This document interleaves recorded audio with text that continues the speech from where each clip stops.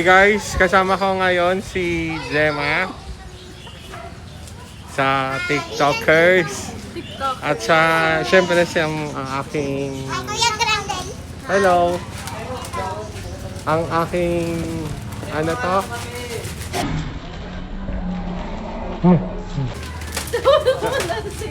Ang aking ambo aid si Joanne.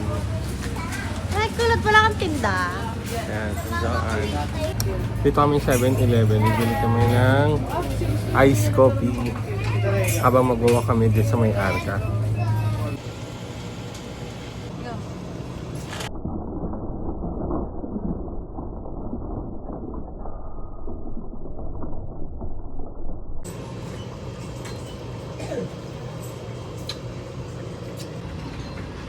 Ano tayo? Americano.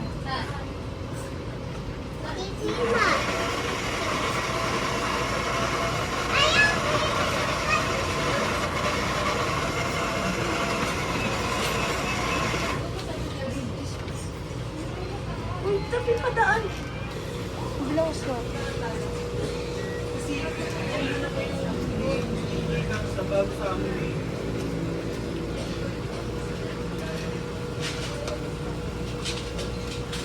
Ito ang ice coffee ko.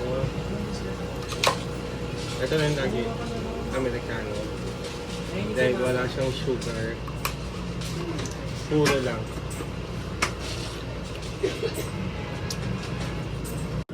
Guys, yung coffee nila lasang lasang sabon. Kaya tatry kong ibalik. At pwede nga balik ko. Lasang sabon yung nyo. Lasang sabon yung coffee. Sabon? Oo.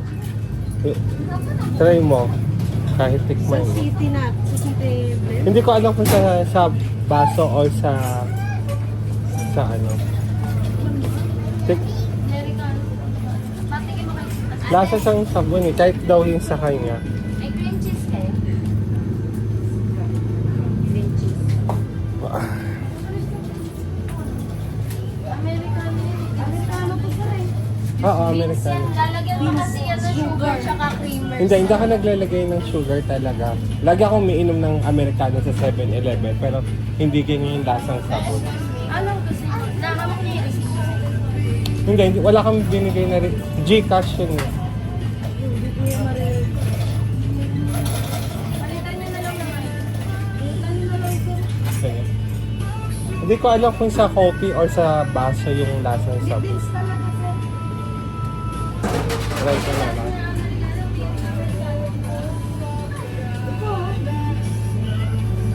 Meron, sabon.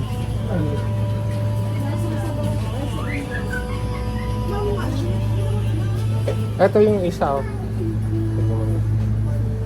lang po. Kasi inventory po kami sa baso. Ah, yan lang daw yung baso. Ah, okay. Yung parang yung baso. Sabon.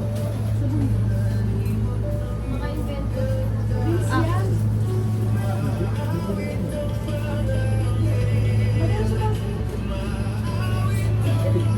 So pinalitan na yung yung coffee namin pero hindi yung yung baso hinugasan lang. Pili ko sa baso naman yung yung lasang sabon. Pero naging okay na siya yung lasa niya kasi kanina may aftertaste. Pagkatikim ko ng coffee parang lasang sabon kahit yung kasama ko nalasa niya talaga yung sabon. So okay na siya.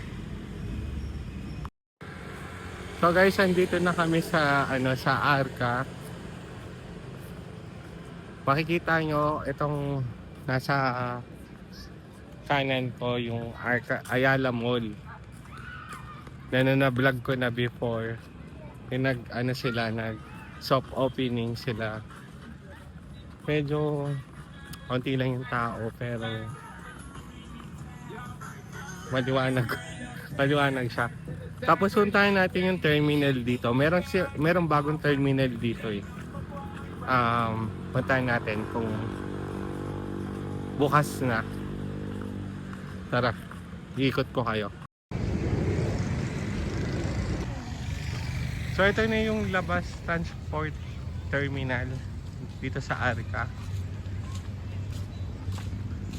Ayan siya. Tingnan natin kung ano yung mga biyahe dito.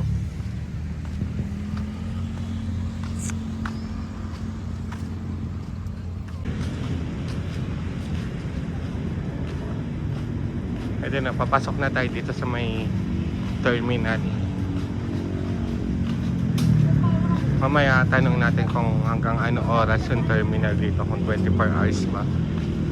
Pero ang ganda, oh, tignan nyo, sobrang liwanag. Dito ang alam ko kasi may mga tricyclean, bus, at saka jeep.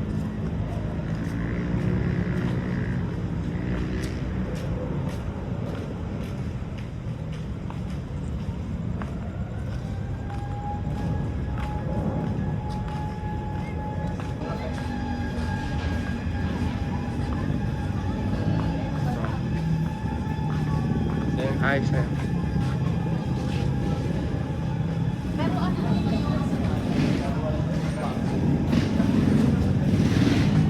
So pagpasok mo, ito na, sa kaliwa tricycle, Pamaharlika, Signal, tapos may mga shuttle, jeep.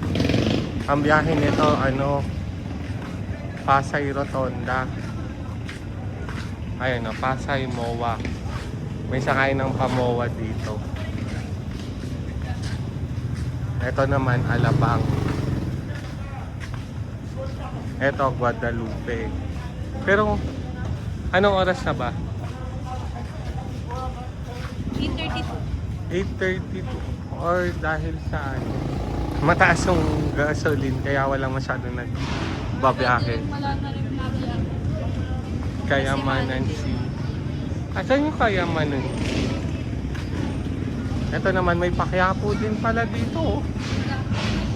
Tapos TNBS. So, ayan siya. Napaka-organized. Napakaliwanag. Saka ang liwanag. Hindi ka matatakot pag sumakay ka dito. Sana masustain na kalinis siya. Oo, malinis. Tapos sa kabila naman, bus. Tricycle ang more ang nagagamit ngayon. Sir, hanggang anong oras yung biyahe dito? Yung dito sa Pasay MOA. Walang oras. 24 hours yan. Sa amin tumigil yan. Pero pag alauna na, doon ako sa labas. Kahit dito sa mga Alabang, Guadalupe. Doon sa tinapin. Ah, Diyan sa Alabang. circle. Ah, doon na sila. Ay, wala na. Sarado na ito. Ah. Next pa kayo alis. Hindi, nag-vlog lang. Ayan. Thank you, sir. Mga kasi kasi, Ah, tulad yan, last trip. Baka wala na. wala. Naghintay lang ko baka sakali mayroon. Ah, Wala na yung sponsor. sige, thank you, sir. So, wala siyang oras. Pero depende sa mga driver kung hanggang ano oras sila mag-stop. Katulad nga ngayon, wala na nga silang, walang biyahe yung jeep. Depende lang talaga. Ganda, marami upuan. Pero kung wala na daw jeep dito, di na daw kayo sa may labas ng FTI. Ito naman, bus. Mga buses papuntang, feeling ko papunta rin to ng mga ng MOA. Ayun, may nakita ako BGC.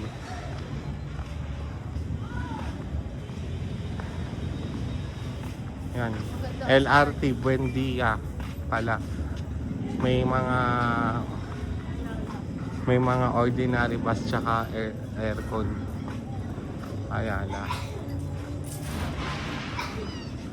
Sir, hanggang anong oras ang dito? Ngayon, 9:15. Pero yan mauna yan. Yung last trip. Pero 24 hours siya yung mga bus dito. Ay, hindi. 9:15 nga lang last trip. 9:15 lang last trip. Okay. 9:15 lang. May 10. holiday din kasi. 940 pagka. Sige, thank you, sir. So, hindi pala ito 24 hours. Nag-aantay lang sila. Pag sarado siguro ng mall, yun, hanggang doon na lang.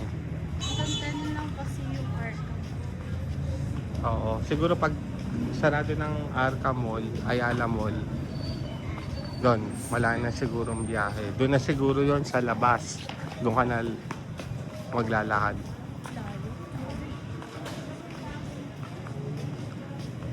Pag gabi lang okay. Eto, mga ano, may mga booth, mga food booth. Kaso hindi pa siya bukas eh. Tapos may CR doon, oh, ang dami. Maganda rin yung CR. Gusto nyo i-check natin CR nila. Okay, CR check. CR tour. Tour natin yung CR dito.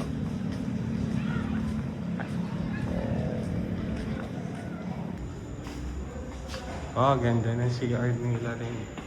Malinis. Ayan. Ayan. Tsaka, di mabaho. Mabango siya.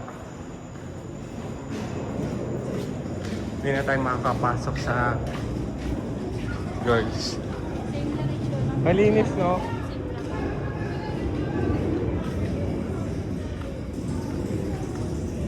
So guys, ito, dito na ako magtatapos ng aking vlog. Maraming salamat sa lahat ng mga nanonood. Maraming salamat sa mga sumusuporta. Huwag niyo kalimutan mag-like, share and comment. At mag-subscribe na rin kayo. Okay, see you. Bye-bye. Soon.